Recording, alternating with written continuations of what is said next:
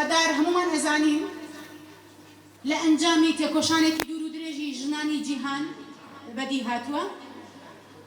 زۆر جار ئێمە جەخت لەسەرەوەکەینەوە کە پێویستە هەموو ڕۆژێ ببێتە هەشتی ئادار بۆ ژنان بە حکمی ئەوەی کە تا ئێستا ئێمەی ژن بەڵێ دەستکەوتی زۆرمان بەدەست خستووە بە تایبەت ژنانی کورد لەسەر ئاستی جیهانیشە دەستکەوتی زۆر بەدەست خراوە.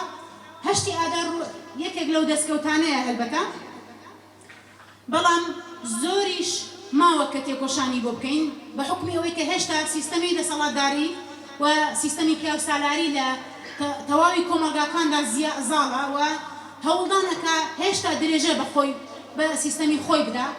ئێمەش لەم کاتەدا بە تایبەتی هەموو جار ئەوە باسەکەین کە سەدەی 21 دەبێت ببێتە سەدەی ژن.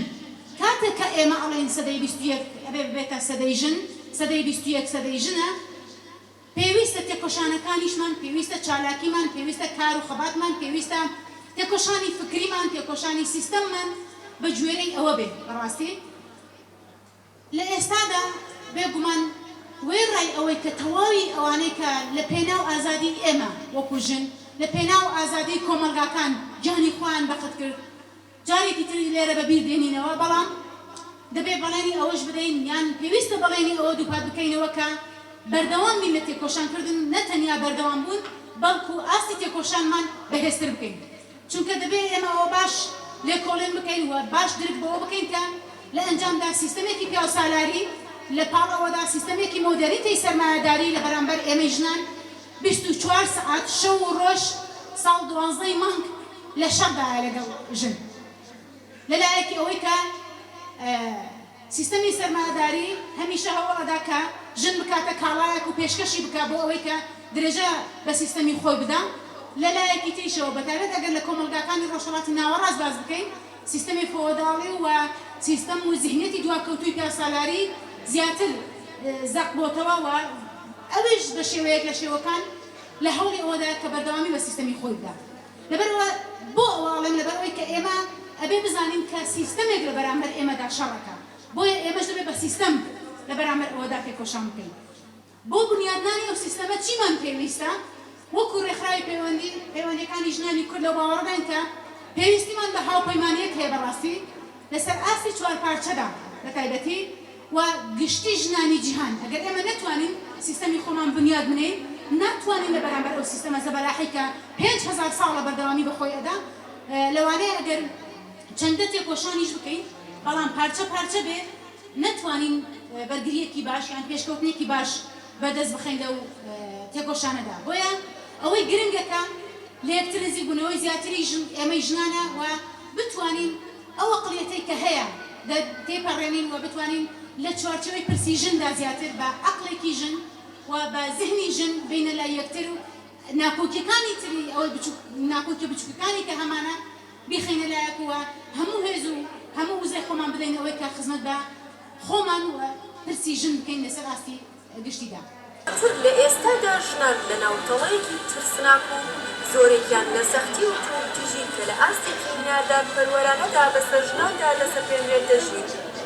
بەڵام ژنان لە بەرامبەر ئەمەدا هیچ کات بێ هەڵوێست نەبوون و کڕنۆشیان نەبردووە. بە شێوەیەکی جۆر بە جۆر هەمیشە لە ناو تێکۆشاندا هەڵوێستی گەوریان هەبووە. هەشتی ئادار لە ئەنجامی ئەو چالەکی و بەرخۆدانی ژنانی جیهانە کە بۆتە هێمای بەرخۆدانی بۆ ژنان. سەدەی 21 وەک سەدەیەک کە لە ڕەنگ و دەنگی ژناندا گەشە دەکات و پێش دەکەوێت لە سەرەتاوە بە سەدەی تێکۆشان بۆ ڕزگاری گەلی کورد دیاری کراوە.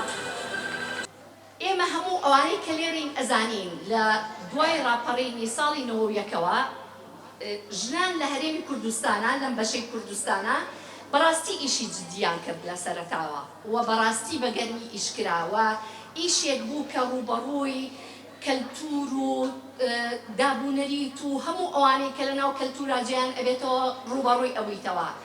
اینجا بەڕاستی من بۆ خۆم هەتاکو ئێستا وەکو ئەوەی کە لە ساڵی 91ەوە هەبووم لە ناو هاوکێشەکانە و لە ناو خەباتەکانە، من ئێستا بۆ خۆم نازانم یعنی گومانم هەیە لەوەی کە ئەو سەردەمە ئێمە ئەمان کردووە ئیشکردن بوو لەسەر گۆڕینی یاسا، ئیشکردن بوو لەسەر گۆڕینی دابوونەریتەکان، قسەکردن بوو لەسەر ئاین، قسەکردن بوو لەسەر هەموو ئەو بابەتانە.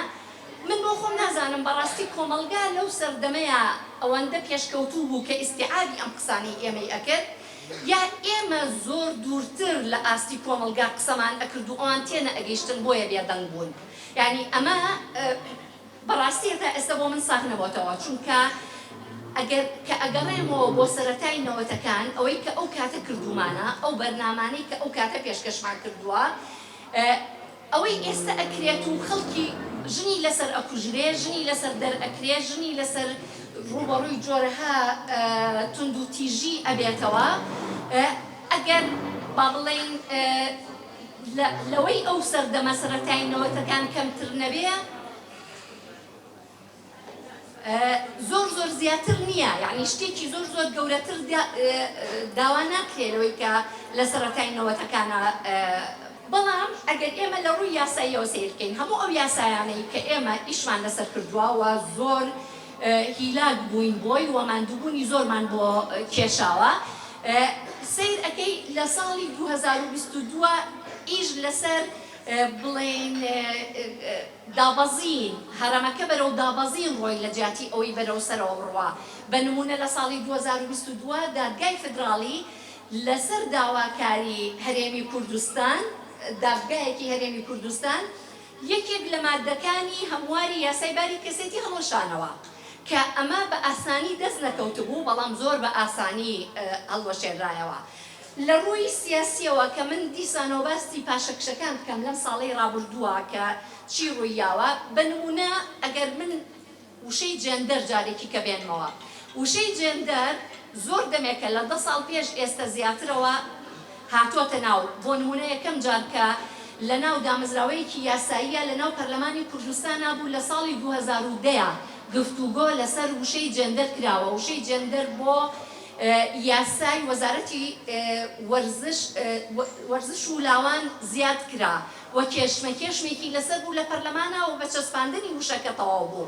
بەڵام لە ساڵی 2023 لە کۆتایی 2022 ناتاناوەڕاستی 2023 اینجا دژایەتیەکی زۆر گەورە لە بەرامبەر ئەو وشەیە و حتا کۆمەڵێک لە ژنان ڕوبەڕووی هەڕەشە و مەترسی بوونەوە کە ئەم پاشە مەوتومە ئەو کاتی من بۆ خۆم بتوانم لە شتێکا سەرکەوتوو بم، هەڵبەت کەسێ دوان سیان پرسیاری ئەوە کاڵێ بۆچیە ئەگەلێشم لە پرسێ بە دوای ئەوە گەڕێ من لە بوارەیە توانیم سەر بکەوم سەبەبەکەی چییە؟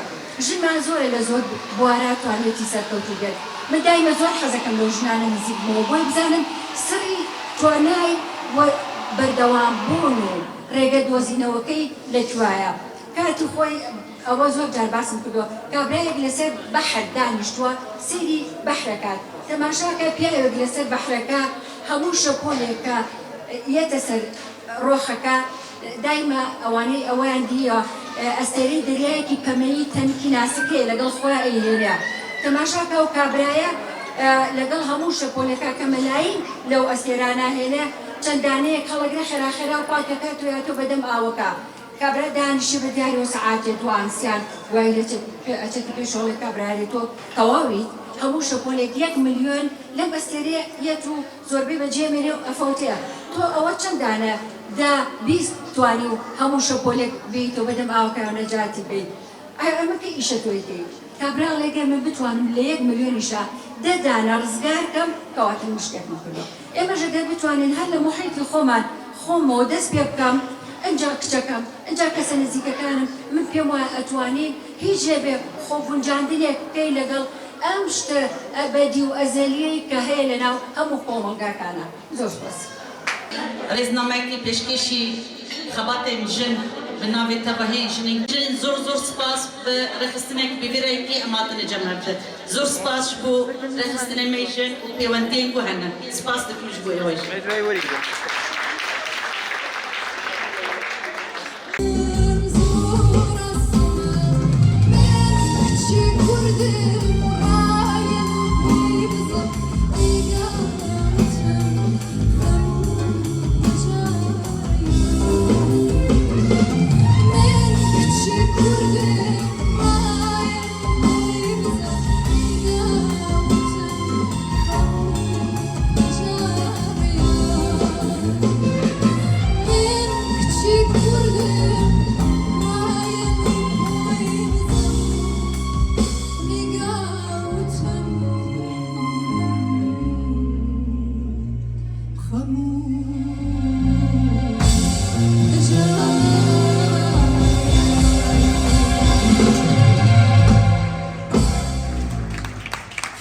باشە هەموو ژنێن دێبە خانم هەموو پێکەوە ژن